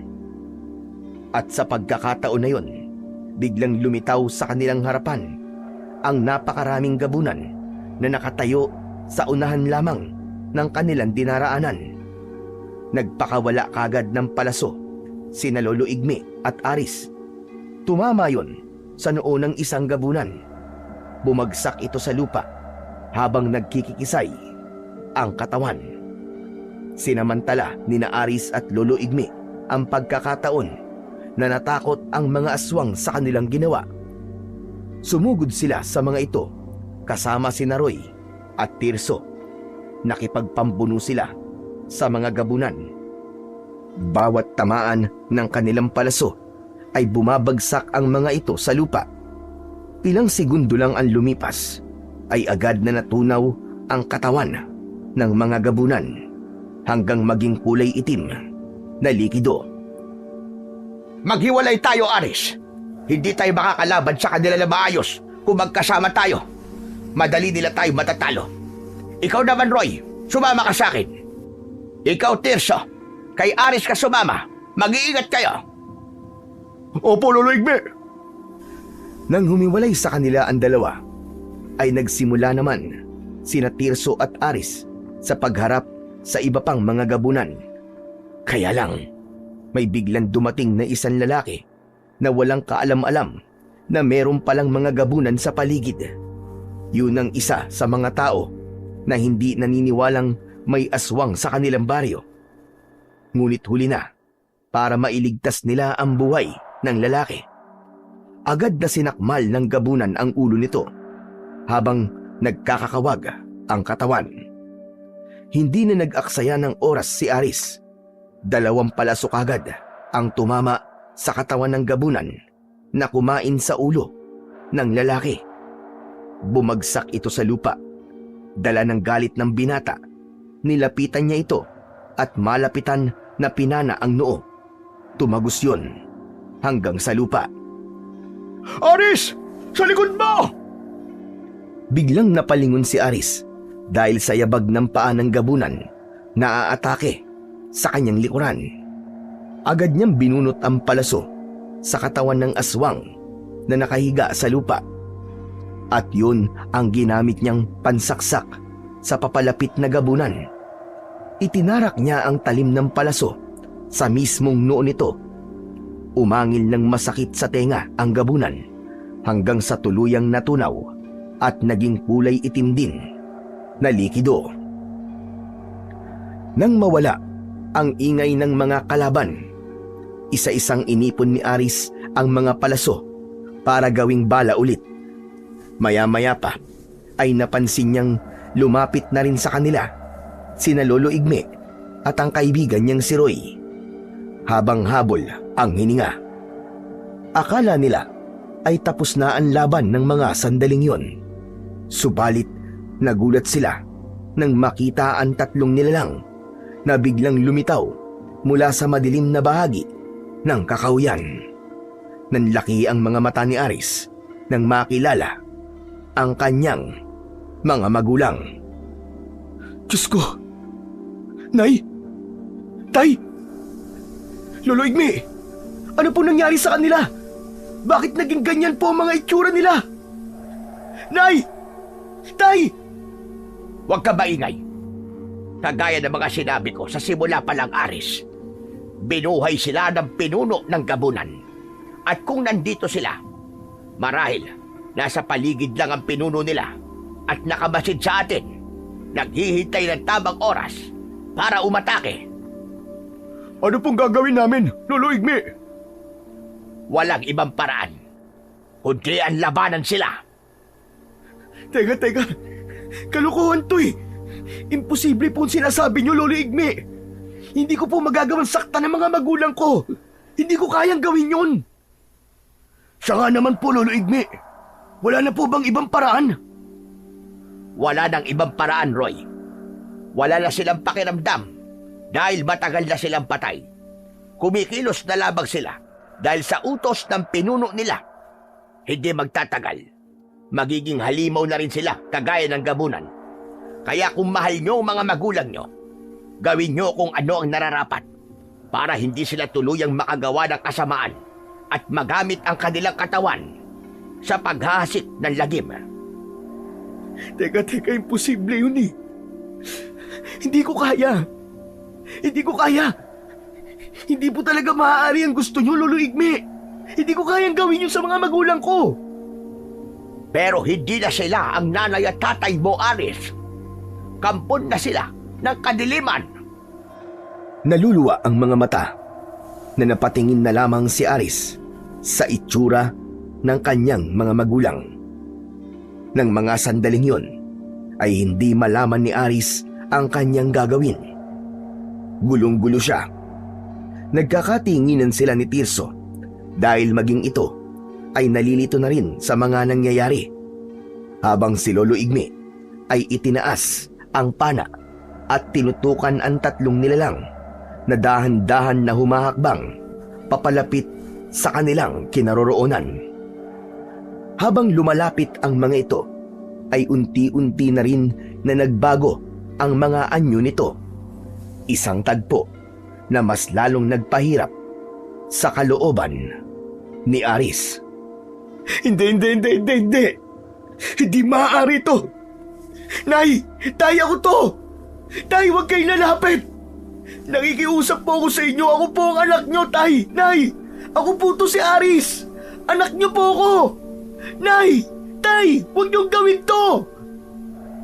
Aris, sa tingin ko tama ang sinabi ni Lolo Igme. Hindi na nila kayo makikilala dahil hindi na sila mga magulang nyo. Isa na silang halimaw. Isa na silang gabunan. Kapag hindi pa kayo kumilos, tayo ang papatay nilang panigurado. Wala lang ibang paraan, kundi ang labanan sila at patayin. Sige na, bilisan nyo na. Kailangan nyo silang tapusin. Pagkasabi nun ni Lolo Igme, ay mabilis nitong binitiwan ang tali ng pana, kasabay ng pag-atake ng mga ito sa kanila. Nagbago rin ang anyo ng mga ito at bumuka ang malalaki nitong bunganga. Wala na ngang nagawa ang binatang si Aris, kundi ang patamaan din ng palaso ang kanyang mga magulang. Tinamaan ng kanyang ina sa dibdib at tumagos yun hanggang sa likod, habang ang kanyang ama ay pinatamaan naman niya ng palaso sa gitna ng ulo nito. Magkakasabay ang mag-asawa na bumagsak sa lupa, habang si Mang Ipi naman na tatay ni Tirso ay hindi nito magawang saktan. Kaya naman si Lolo Igmina ang pumana kay Mang Ipi. Kaya naman, nang tuluyan nilang napabagsak ang mga ito, ay lumapit sina Aris sa kanyang mga magulang. Pareho silang umiiyak ni Tirso, habang si Roy naman ay nakahawak sa balikat ng dalawa nitong kaibigan. Maya-maya pa ay biglang lumakas ang hangin. Ang kanina na pag-iyak ni Tirso ay biglang napalitan ng malalakas na halakhak. Napaatras kagad si Lolo Igme at itinutok ang pana kay Tirso. Aris! Roy! Lumayo kayo sa tabi niya! Pambihira! Bakit hindi ko kagad naramdaman ang presensya niya? Hindi na siya si Tirso! Siya ang pinuno ng mga gabunan! Bilisan niyo! Lumayo kayo sa kanya! Papatayin kayo dyan! Dahil sa pagkabigla ay hindi kagad nakakilos si Aris, kaya nasakal kagad siya ni Tirso. Ganon din si Roy na nabitiwan pa ang hawak-hawak na itak dahil sa labis na takot. Ang tatanga niyo talaga. Ang dali niyong pasakayin sa lahat ng pagpapanggap ko. Pinatay ko na ang kaibigan niyo nang gabing umalis siya sa bahay ng matandang Igme. Hindi niyo ba nakilala ang katawan ng kaibigan niyo na basta ko nalang iniwan sa gilid ng daan? Mga wala talaga kayo kwenta. Mga inutil. Hayop ka. Hayop kang gabunan ka. Magbabayad ka. Demonyo ka. Kayo ang magbabayad sa akin. Lalo pa ngayon na nalaman ko nang taglay nyo ang kapangyarihan ng kabal. Pero hindi nyo ba alam na meron din kayong kahinaan na magagamit ko laban sa inyo? Kung hindi kayo maaaring tablan ng mga sandata dahil makulat ang inyong balat, sasakal ko kayo papatayin. Ito na ang magiging katapusan ng ipinagmamalaki niyong kapangyarihan. Bitiwan mo sila, hayop ka, demonyo ka! Kung hindi, patatamaan ko ng palaso ang ulo mo! Sinasabi ko sa'yo, hindi ako nagbibiro! Subukan mo, tanda! Subukan mo! Patamaan mo ko ng palaso. Tignan ko lang kung tatablan ako ng walang kwenta mong pana. Hindi na nga nag-aksaya ng oras si Lolo Igme. Agad nitong pinatamaan ng palaso ang noo ng kalaban. Ngunit tumigil lamang yon sa ere. Wala ka nang magagawa, tanda. Nakalimutan mo na ba na taglay ko ang kapangyarihang itim? Kaya naman, ibabalik ko sa'yo ang panang pinakawalad mo. Saluin mo, tanda! Mula sa harapan ni Tirso ay bumaling ang palaso paharap kay Lolo Igme. Kasing bilis ng hangin na lumipad yun at tumama sa dibdib mismo ni Lolo Igme. Napasigaw si Naroy at Aris nang makitang bumulwak ang dugo mula sa dibdib ng matanda na si Lolo Igme. Napaluhod sa lupa si Lolo Igme at nanginginig ang kamay na binali ang dulo ng palaso. Wala kang laban sa kapangyarihan ko kahit may taglay ka pa ng kabal. Dahil sa sandata mismo na merong pinagsamang lakas ng kadiliman at pinagbabara ng kabal ay siya ring magagamit ko sa pagpatay sa'yo. Hindi mo man lang naisip na kapag merong kang binigyan ng kapangyarihan ng kabal na matagal mong iningatan, ay siya ring magiging dahilan ng kahinaan mo. Wala kang kwenta. Inutil! Hindi! Hindi totoo yan! Demonyo ka! Totoo, Igme! Totoo! Pagmasdan mo kung paano kung papatayin sa harapan mo ang dalawang binatang ito. Pipigain ko kanilang leeg. Unti-unti ko silang dudurugin hanggang sa mamatay sila. Naramdaman ni Aris ang paghigpit ng kamay ni Tirso sa kanyang leeg. Iba ang lakas nito at ang kuko nito ay unti-unti na rin na bumabaon sa kanyang leeg. Binitiwan niya ang pana, saka inipon ang lahat ng kanyang lakas at inatake niya ng isang malakas na suntok ang kaibigan niyang si Tirso. Ngunit hindi man lang ito natinag. Maya-maya pa ay unti-unting bumuka ng malaki ang bibig nito. Tangkasa ng lulunukin ang ulo ni Aris nang biglang tumama ang palaso sa loob ng bibig nito. Sa kabila ng panghihina ay nagawa pa rin ng matanda na gamitin ang pana. Sinamantala naman ni Aris ang pagkakataon na yon. Binunot niya kagad ang palaso mula sa bibig ng halimaw at inulit-ulit ang pagsaksak sa mismong noo ng pinuno ng mga gabunan. Ibinaon niya ng gusto ang palaso hanggang sa tumagos yun sa ulo nito. Nabitiwan sila nito at bumagsak sila sa lupa. Mabilis na bumangon si Aris. Dinampot niya ang nabitiwan na pana at agad na pinana ang nakaigang pinuno ng mga gabunan. Inubos niya ang palaso sa katawan nito hanggang sa tuluyang malusaw at maging kulay itim na likido. Aris! Aris, tol! Tumayo ka, dali! Si Lolo Igme! Masama ang tama niya! Saka lang naalala ni Aris ang nangyari kay Lolo Igme. Agad nila itong nilapitan at inalalayan na makatayo. Lolo Igme! Lolo Igme! Tol, Lolo Igme, kailangan niyo sumama sa akin. Gagamutin ko po kayo. Ayos lang ako, Aris. Salamat sa'yo. Salamat. Napatay mo sa wakas ang pinuno ng mga gabunan. Huwag kayo mag-alala. Kapag nalagyan na ng langis ang sugat ko, mawawala rin ito at tuluyan ding gagaling. Mabuti naman po kung ganun. Sige po, kumapit po kayo sa akin. Inalalayan ng magkaibigan ang matandang si Lolo Igme. Saka umalis sila sa lugar na yon. Paglabas nila ng gubat, tumambad sa kanilang paningin ang nangyari sa kanilang baryo. Hindi nila inaasahan na maraming gabunan pa ang naroroon at pinipilit na buksan ang pinto ng bawat bahay ng mga tao, habang ang iba naman na kalalakihan ay iginapos ang mga gabunan na nahuli ng mga ito. Agad na sumaklolo sina Roy at Aris. Pinagtulungan nila ang mga natitirang aswang na gabunan. Tumagal halos ng kalahating oras ang pakikipaglaban nila sa mga aswang, hanggang sa tuluyan na ngang naubos ang kanilang mga kalaban at natira ang mga tao na nanghihinang napaupo sa lupa. Lahat ay hindi makapaniwala sa mga nilalang na umatake sa kanilang baryo.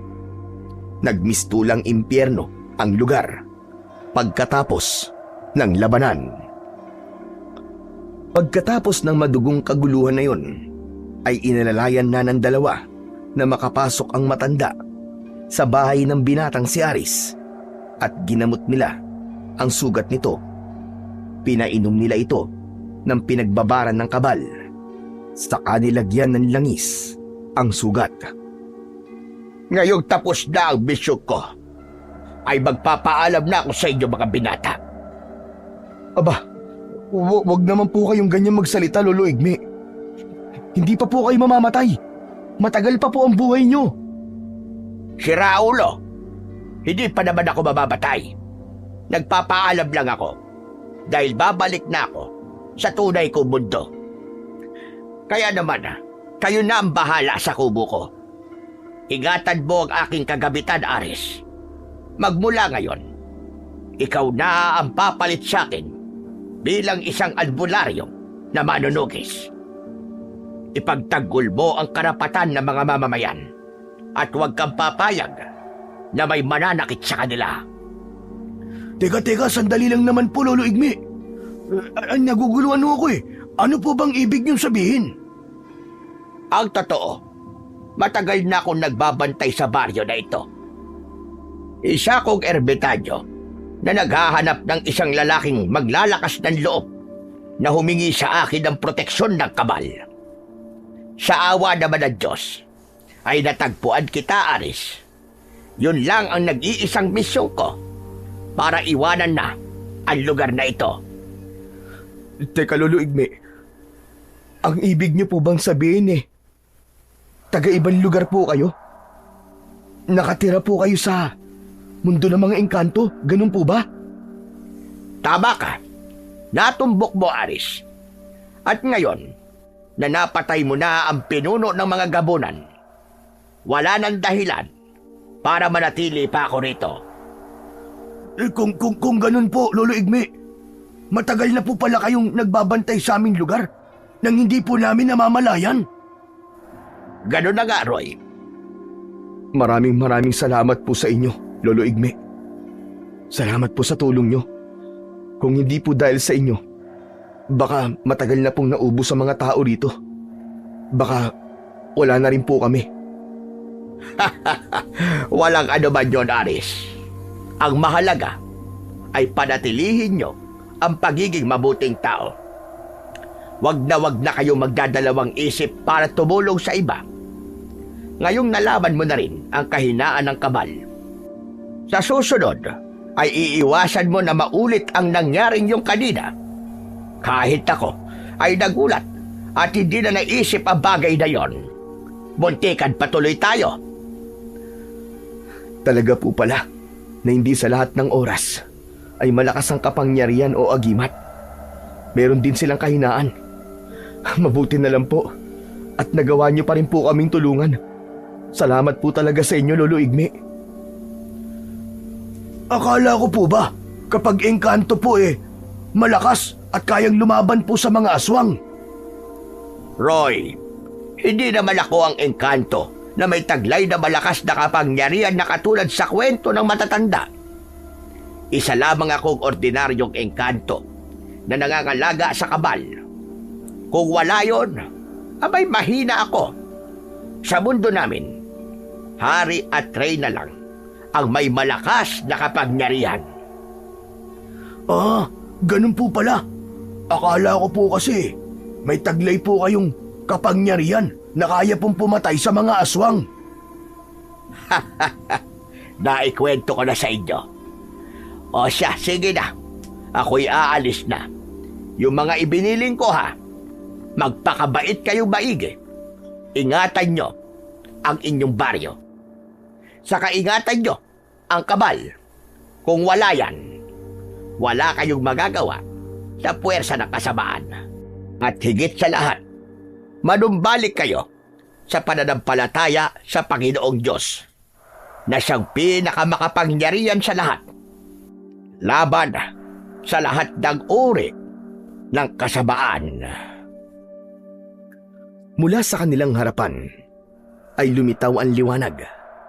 Bumalot yun sa katawan ni Lolo Igme hanggang sa maglaho ang matanda at naiwan ang isang malaking tipak ng kahoy na sa tingin ni Aris ay ang kabal na matagal nang iniingatan ng matanda. Nagkatinginan silang dalawang magkaibigan.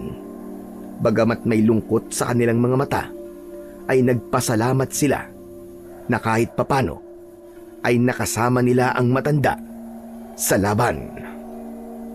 Samantala, pagkatapos ng kaguluhan sa baryo ng Hagonoy, ay bumalik ang katahimikan sa lugar. Si Aris ang nagpatuloy sa naiwan ni Lolo Igme bilang isang albularyong manunugis. Si Roy naman ay kasakasama niya palagi at katulong sa paggamot sa mga pasyente.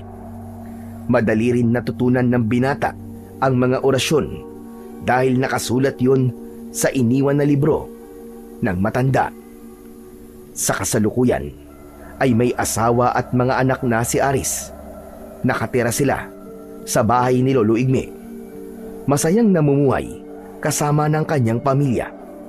Sa tuwing makikita niya ang mga pana na nakasabit sa dingding, ay naaalala niya ang naging kabutihan ni Lolo Igme sa kanya. Habang ang kaibigan naman niyang si Roy ay nagpatuloy sa pag-aaral at ngayon ay isa ng ganap na pulis. Si Aling Corina naman, na nanay ni Tirso, ay umalis sa baryo nang malaman ang nangyari sa anak, hanggang sa tuluyan nang nawala ang kwento tungkol sa mga gabunan na sumalakay noon sa baryo ng Hagonoy.